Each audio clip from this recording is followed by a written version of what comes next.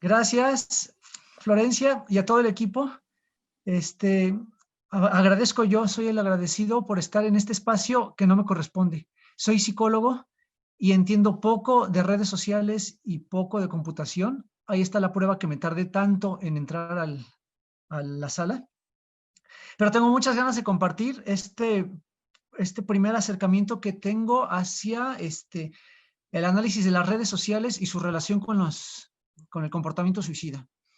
Y una cosa más que quiero decirles, estoy en el centro de México, en el Bajío de México. Para mí son las 7:30 de la mañana. Vengo en vela de toda una guardia de trabajo atendiendo justamente personas en riesgo suicida para el Ministerio de Salud de aquí de México. Entonces, es lo mío, es lo que me gusta y contento de estar compartiendo aquí. Voy a parar un poco la cámara para hablar con más confianza acerca del micrófono y exponerles los adelantos de esta investigación, que es una revisión metanarrativa. Y sí, voy a explicar en un momento más por qué se necesitaba una revisión de este tipo, metanarrativo, cuando ya ha habido muchas revisiones sistemáticas y muy buenas. Para poder explicarlo, para poder justificar mi idea, primero, bueno, un recuento brevísimo de lo que son las redes sociales, que son estructuras en Internet que permitan la interacción entre usuarios. Si los usuarios pueden interactuar, ya se considera red social, aunque esté basada en compartir videos o memes o lo que sea, o sean comerciales gigantescas o sean pequeñitas, es decir, un chat entre 2 o 3 personas. Son complejas, por supuesto, tienen muchas capas de análisis, como la información, los hipervínculos, los participantes, los nodos, etcétera. Y son dinámicas, están vivas y van transformándose y adaptándose a realidades sociales y a adelantos tecnológicos, etcétera. Por supuesto, hay muchos enfoques para entender y estudiar las redes sociales. No voy a entrar, ya dije, al aspecto técnico, del cual también soy muy ignorante, sino que quiero decir que son parte de nuestra vida, ya forman parte de nuestra vida cotidiana. Se calcula que las personas que usan redes sociales las usan 2 horas con 24 minutos cada día. Quizás no pasamos tanto tiempo comiendo y pocos pasan tanto tiempo haciendo ejercicio o vinculándose con sus compañeros, etcétera. O sea, forman gran parte de nuestra vida. Además de que casi la mitad de la población ya nació en un mundo en el que las redes sociales, bueno, el Internet en general era de acceso abierto, libre. ¿Sí? Estoy hablando del 30 de abril del 93, cuando el protocolo HTML se hizo público y entonces el mundo ya se podía trasladar a Internet y efectivamente sigue haciéndolo. Facebook del 2004, que empezó operaciones en el 2004, a la fecha ya tiene 2.500 millones de usuarios activos cada mes. YouTube, 2.000 millones, y de ahí para abajo, las redes sociales están entre las páginas más visitadas de toda la Internet en el mundo. Y además, tienen este fenómeno de que se van incrementando en un 12% en cantidad de usuarios cada año. Y el comportamiento suicida tiene unas características similares. También es súper complejo y también podemos encontrar determinantes y causas en muchísimos niveles, desde los biológicos y los genéticos, los emocionales, los vinculares y hasta los sociales. ¿Y por qué no? Hay investigadores que han encontrado también cómo el suicidio está determinado, lo juro, hay investigaciones que lo dicen, que está determinado por las fases lunares y por la marea y por el año de nacimiento de la persona. O sea, los determinantes están en todos los niveles y bien evidenciados. Hay muchísimas teorías para entenderlo y para atenderlo, por supuesto. Y también, tristemente, está en crecimiento constante. De modo que ante dos realidades tan complejas, tan multifacéticas como son las redes sociales por un lado y el comportamiento suicida, hacía falta, ahora sí ya lo digo, espero que me vayan siguiendo, la presentación dice que ya estoy en objetivo. Sí, perfecta. Gracias por la retroalimentación. Entonces, hay revisiones sistemáticas que han abordado varios fenómenos, como riesgo suicida y uso de Internet en jóvenes, muchísimos que abordan a los jóvenes. Sin embargo, ninguno había reconocido la complejidad intrínseca de cada una de estas realidades que les decía. Es decir, no todas evalúan, no todas las investigaciones que han abordado estos temas, evalúan la interacción entre uno y otro. Unas solamente su definición, otras ya son ensayos para prevenir por medio de redes sociales el riesgo suicida, otros para entenderlo y, bueno, son súper variadas. Hacer una revisión sistemática obligaría a tener decenas o cientos de categorías, porque hay unas investigaciones clínicas, tecnológicas y epidemiológicas, ensayos de todo tipo. Ya no entro en detalles porque apenas vienen los detalles con los resultados. Entonces, el objetivo es identificar las tendencias que ha habido en la investigación de estas dos realidades, los alcances de estas investigaciones y qué aspectos han abordado. Hacer una historización por una narrativa de qué clase de investigaciones hemos tenido en estas áreas. La metodología fue recuperar artículos. Como buena revisión, sí comenzó sistemática, sí empezó con una rigurosidad que fue la de buscar en redes sociales textos que tengan que ver con los descriptores que ya se imaginan, comportamiento suicida, suicidio, intento suicida, ideación suicida, etcétera, y de redes sociales también, social network, etcétera, que se recuperaron 440 artículos. Revisando los resúmenes, se descartaron 321 porque hablaban de redes sociales, por ejemplo, pero ¿escuchó? ¿Había algo? Ya. Institucionales, por ejemplo, no redes sociales basadas en Internet. Ese era el principal criterio. Los 119 textos restantes se categorizaron y se hizo una tabla, y esa tabla se leyó a partir de las teorías de la sociología del conocimiento, de la suicidología y de la bibliometría, por supuesto. Ese fue como el segundo momento, meterle teoría a esos artículos que se recuperaron. En este primer momento estoy comentando generalidades, tendencias globales que se dejaron ver en estos años que ha habido de investigación. El momento de los casos extremos o las investigaciones de punta serán para otra ocasión. El próximo año nos seguimos platicando de este tema, espero. Ya, lo importante, resultados. Empiezo con los números, con la parte dura. La mayoría de las investigaciones predomina buscar la influencia mutua entre redes sociales y comportamiento suicida. Empezaban con preguntas muy sensatas, muy clínicas, del tipo, ¿le afecta a las personas que tienen riesgo de suicidio, les afecta tanto estar en Internet? ¿Les beneficia pedir ayuda por medio de redes sociales? ¿Les beneficia poner su despedida, etcétera? Ese tipo de influencia se pensaba que era nocivo y bueno, y por cierto, casi todas las investigaciones lo han descartado. Tiene más beneficios las redes sociales para una persona en riesgo de los riesgos que implican. En segundo lugar, están las investigaciones que intentan detectar los riesgos para una persona por medio de su acción, de su accionar en redes sociales. Es decir, desde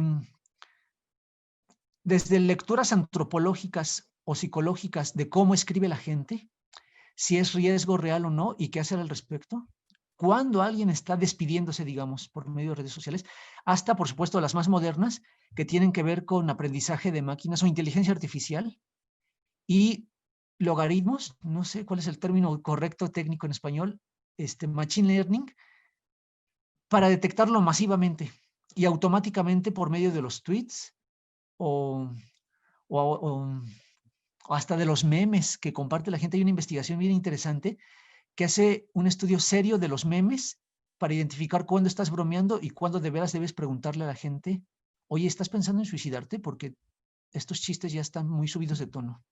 Bueno, este es otro gran campo, el de identificar el riesgo de las personas por medio de su vida social. Otros más evalúan a la red misma, a la red social. Ya no les importa saber qué riesgo tiene la persona o cómo se le puede ayudar a la persona. No importan las personas. Lo que importa es ver cómo está funcionando la red, si se adapta a las noticias, si puede tener alertas tempranas, si puede detectar riesgos, etcétera. Ese tipo de investigaciones si se puede hacer intervención, ¿sí? Entonces, las preguntas que se responden en estas nuevas investigaciones son si el logaritmo sirvió, si el sistema de alerta de la red sirvió, etcétera. Otras más, el 14% prueban una intervención. Si hay gente que ya está intentando llegar hasta las personas para dar seguimiento, ahorita digo en qué momento llegan a las personas. Parece que no están llegando en el momento más adecuado, pero sí están incidiendo sobre las personas por medio de la red social. Y por último, hay investigaciones más bien de tipo cultural, del estigma, de la comunicación acerca del suicidio o los términos que existen para nombrar a la muerte por mano propia. Otras dos diapositivas de resultados y ya podemos empezar a platicar del tema. ¿Qué nivel de intervención clínica? Desde la clínica podemos, ya saben, hacer prevención primaria y evitar que ocurran los fenómenos, pero aquí está parte de la complejidad del suicidio. Hay muchos targets, hay muchas cosas en las que tenemos que intervenir en el suicidio. Hay gente que apuesta a que debemos intervenir sobre la ideación, otros sobre el intento o el riesgo, o otros más, claro, defienden que hay que intervenir sobre suicidios consumados para evitar que se haga el clúster o la cadenita de suicidios. O sea, ese fenómeno tan amplio abre muchas ventanas y, por supuesto, la mayoría ni siquiera intervienen. La mayoría de los estudios revisados desde el 2009 hasta la fecha, de los 114 estudiados, casi la mitad solamente se dedican a investigar el riesgo, a detectar cuándo las personas les hace bien o les hace mal para su riesgo suicida. Propiamente para intervenir y reducir el riesgo son muy pocos los ensayos. Hacer prevención secundaria, o sea, para artículos ya diseñados especialmente para quien ya tuvo una idea o un intento de suicidio, y hacer, por ejemplo, seguimientos con mensajes semanales o ver qué tipo de interacciones ha tenido para apostar si va a mejor o a peor. O sea, prevención secundaria, un 11%. Rehabilitación, 1%. De plano, esa población parece que no usa las redes sociales o no quieren confiarle un teléfono, pero no hay intervenciones con la gente que ya se salvó de un intento de suicidio. En cambio, posvención sí hay unas cuantas experiencias interesantes de cuando ya ocurrió un suicidio, cómo dar mensajes a los sobrevivientes, cómo captar e identificar a los sobrevivientes para que no caigan en el mismo riesgo, etc. Finalmente, investigación antropológica tenía que ver, fue una categoría que se creó en la marcha, en el equipo, que tenía que ver más bien con cómo opina la gente, cómo va cambiando su cultura y haciéndose más comunicativa de sus riesgos, cómo pide ayuda, o cómo hay una investigación muy interesante que decía qué comentarios le ayudan y cuáles perjudican a la gente que reconoce que quiere quitarse la vida por medio de las redes sociales. Eso tiene que ver con la cultura, por eso es una visión antropológica. Y cultura y sociedad, otra categoría diferente que hablaba más bien desde la epidemiología, de cómo entender y atender a grupos sociales específicos, no a personas. Ya me voy rápido a la última. Esta es otra parte de la teoría de la suicidología, el tipo de comportamiento suicida. Los escalones que va subiendo la persona antes de tirarse al precipicio. Valga la metáfora redonda, ¿no? Cómo va progresando el comportamiento suicida hasta que termina en un suicidio consumado. Empieza acumulando riesgos y la mayoría de los estudios se centran en algún punto del riesgo. Tiene lógica, son estudios observacionales que identifican nada más factores de riesgo. Atender o entender la ideación, un cuarto de estudios, 25%. Y atender a quienes tienen riesgo o un intento, mucho menos. Ya decía, consumado y posvención son menos en esta otra categoría, pero hay muchos más, y eso es esperanzador, que para entender el estigma, el 11%. Por aquí tengo un estudio que habla del estigma, la percepción social del suicidio en medios. Por ejemplo, cuando hay un suicidio muy famoso en un país, se puede detectar mucho cambio en las redes sociales, en el Twitter, por ejemplo. Y más allá de eso, hay un estudio coreano que por medio de lo que se va tuiteando puede apostar cómo van a estar las tasas de suicidio en esos días. Es como un analizador de cómo vive la gente en sus redes sociales, de si van a incidir en esto. Y ya termino, cultura y sociedad. Tenía que ver con esto de los famosos o qué lenguaje se utiliza online para compartir. Estos son, a la izquierda están numerados todos los artículos que se incluyeron y analizando sus características con un dendrograma, se agrupan de un modo muy bonito en un conglomerado los estudios que tienen estas mismas características, que son más de psicólogos, para atender a personas, para prevenir, etcétera, y otro tanto de estudios que son más bien de profesionales de la computación o de la epidemiología que no les interesan las personas. Ese fue el principal hallazgo, ya para ir diciendo la conclusión. Hay gente que no le interesa a la persona y no me parece del todo reprochable. Hay gente a la que le interesa la máquina y el machine learning y poner a funcionar los algoritmos para después, eventualmente, claro, salvar vidas. Pero de entrada, las preguntas de investigación tienen que ver con mi máquina funciona, mi categorización o mi definición de riesgo sí está funcionando en la vida real con los riesgos que marca la epidemiología, etcétera. Aquí están ordenados por año y se ve más claramente que en este último año 2020, desde el 2019 y 2020, la franja azul, la de cómo influye en la tecnología o en las redes sociales el comportamiento de los humanos, es mucho más importante que detectar al ser humano. O no lo digo gráfica, lo digo ya como una conclusión y de una manera más clara. Y ahora sí, para ir terminando. Las primeras investigaciones se centraban en identificar cuál es el efecto de las redes sociales en la persona con un riesgo suicida. Repito, estaban centrados en personas.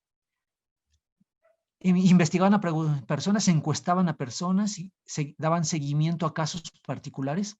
Hoy en día más bien estamos ante la explosión de proyectos que quieren saber qué le pasa a las redes sociales cuando la usan las personas con riesgo suicida, o comparando con no suicidas o suicidas juveniles en particular, o suicidas que anuncian o hacen un live de su acto suicida, etcétera. Pero cómo reaccionan las redes sociales. ¿Sí? Este tipo de estudios, aquí lo digo, ya dejan ver colegios invisibles, unas ciertas tendencias. Los estudios de los psicólogos, las de los antropólogos y las de los expertos en cómputo. Unos y otros, debo reconocer que también los psicólogos, los estudios más clínicos, obvian a las teorías de la suicidología. Casi no utilizan las teorías más básicas, la de factores de riesgo y la de el suicidio como continuo. Y es muy extraño porque también hemos experimentado en estos mismos años explosión de teorías y de evidenciación de teorías. O sea, nunca había habido tanta investigación seria, científica sobre suicidio como ahorita. Estoy hablando de la teoría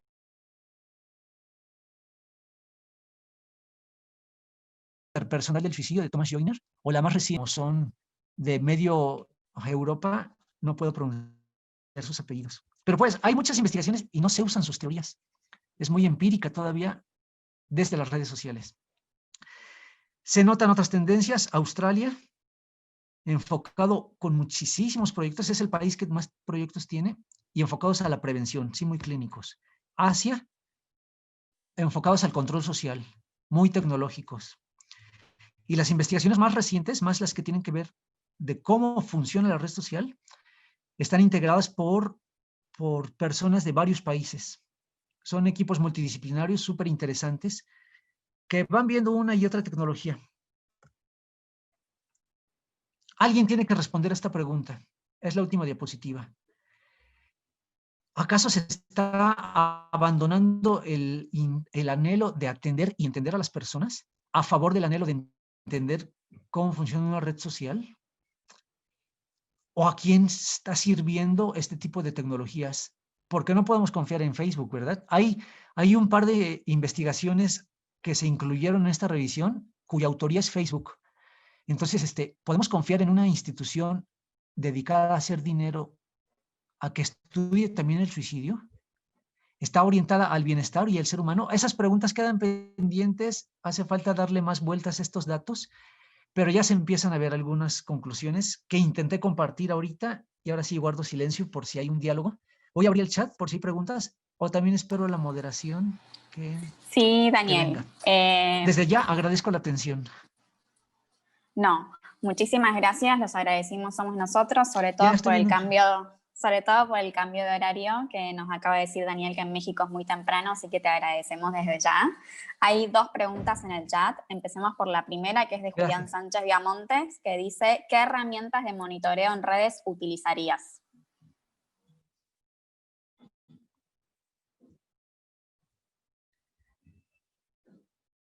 ¿Qué herramientas de monitoreo en redes utilizaría? No sé si entiendo la pregunta que tiene que ver con qué herramientas para recuperar los artículos identificados. Y en ese caso, pues lo de una revisión sistemática, ¿no? De entrar a bases de datos estandarizadas con palabras clave estándar en todas ellas, recuperar los textos, etc. Pero si la pregunta es más tecnológica de qué herramientas de monitoreo de redes sociales para identificar qué términos demuestran riesgo y eso, no puedo responder. No, repito, no soy experto en eso. Sí sé que es la inteligencia artificial. Hay un par de ensayos que más bien son de la mano de antropólogos y es clínica, o sea, tal cual, ponerse a leer cada una de las conversaciones, de las miles de conversaciones que eligieron. Por supuesto, entonces, en ese caso, es más prometedor el machine learning, la inteligencia artificial, pero más técnico no puedo ser. Me disculpo porque no es mi área. Yo creo que Julián, por lo que acaba de comentar, dice para identificar comportamientos me refería, así que calculo si querés desilenciate porque tenés habilitado el micrófono, pero entiendo lo que Julián está preguntando, tiene que ver con prevención temprana o detección de esto que vos información nos has mostrado, de cómo hacemos por machine learning o lo que sea, qué herramienta hacemos que nos prevea de alguna manera en forma temprana la detección de estos comportamientos con el uso de las redes sociales, que nos avise, que nos alarme. Entiendo que pasa un poquito por ahí, me parece que está respondida, cualquier cosa nos dices. Y la segunda comentario es de Melanie Casarino, que nos dice que queda claro que se puede lograr una detección temprana, pero le preocupa el qué pasa después con esa información. Entonces, en ese sentido, su pregunta dice: en esta revisión que realizaste, ¿se encontró con algún artículo que defina o relate las acciones tomadas después de la detección del riesgo? Porque claramente se trata de una problemática de interés público y extremadamente relevante, donde lo que está bueno es, más allá de identificar, supongo, cuáles son los factores de riesgos, es las estrategias de plan de acción ante la detección temprana. Exacto. Exacto, es lo que me preocupa, que casi no, solo un artículo sí considera cómo identificar el riesgo y cómo reaccionar, manejo de crisis le llaman. Es un artículo de China del 2019, su proyecto se llama PSPO, o Protective Suicide Prevention. Es un proyecto nacional que hicieron de la mano con empresas de tecnología, etcétera, que sí ya tienen su protocolo de cómo identificar y cómo reaccionar por medio de la misma red social que manda mensajes al usuario, que va alertando a sus contactos y que cuando es necesario también alerta a las autoridades. Creo que también ese mismo equipo hizo un estudio de caso de cómo salvaron la vida mandando policía, pues, mandando a la policía después de que chateó a la persona que ya se quería suicidar. Son experimentos de China, muy buenos, pero únicos. Solamente es el PSPO. Por supuesto, está mi correo. Me encantaría seguir dialogando de esto. Hay muchos espacios, Melanie, y todos los participantes. Gracias.